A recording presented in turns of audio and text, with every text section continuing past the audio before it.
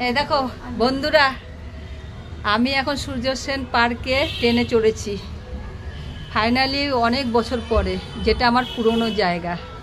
এখানেই আমার জন্ম হয়েছিল। ছোটোবেলার থেকে পার্কটা তৈরি হতেও দেখেছি, কিন্তু কোনোদিনও চড়ার সৌভাগ্য হয়নি।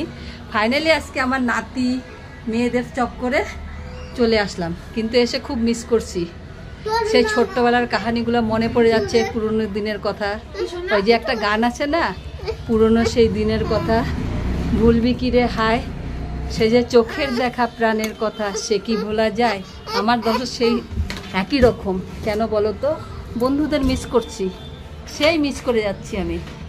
সূর্য সেন পার্কে এসে সব বন্ধুদের কথা মনে পড়ছে, কারণ আমরা ছোটোবেলায় এই মাঠে দাঁত মাজতে মাজতে চলে আসতাম ব্রাশ হাতে করে।